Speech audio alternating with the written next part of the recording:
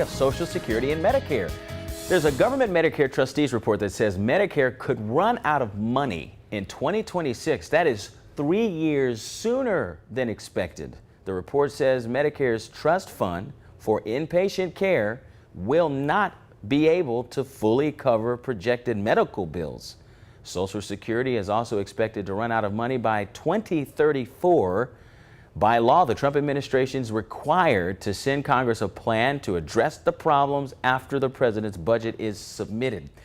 Keeping your accounts and identity safe. June is National Safety Month, a good time to start thinking about financial safety as identity theft and fraud are prevalent all over the place. We've got our financial expert, Andy Mattingly, here to talk about ways that you can protect your identity and your cash. Andy, good to see you again. Good to see you. So what's this important step, the first one, to just simply stop the fraud? Well, the first one is just kind of being aware. So set up account alerts and make sure you're monitoring your accounts on a regular basis. So as soon as you see anything that looks like fraud, you can jump on it right away. That's probably the first and foremost thing that you can do. So given the Equifax breach and other breaches that we keep hearing about, what's the way that we can protect our credit? Well, you can go to all the major credit agencies and freeze your credit, meaning no credit can be taken out in your name unless you unfreeze it. Now, the big thing is you're going to get a password.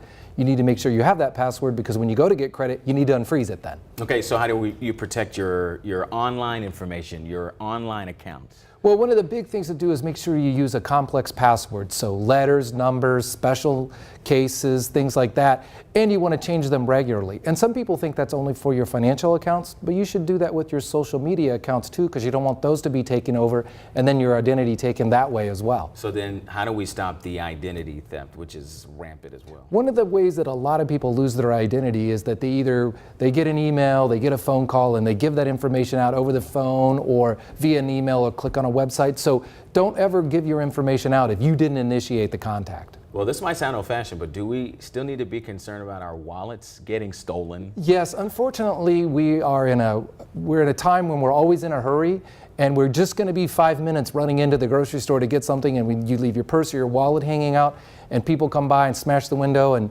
you know that's a big pain to deal with. But you need to just take a little bit of time, put that stuff away, or carry it with you. Okay, anything we've left out? Anything else we could do? Well, I think the big thing is always make sure that you trust but verify. If something sounds too good, then it probably isn't. You should be suspicious of it, and you should make sure that it is a legitimate claim. All right. Well, we want to protect our cash. Yes. Thank you so much. See you next week. Okay. Here we are, 12:17.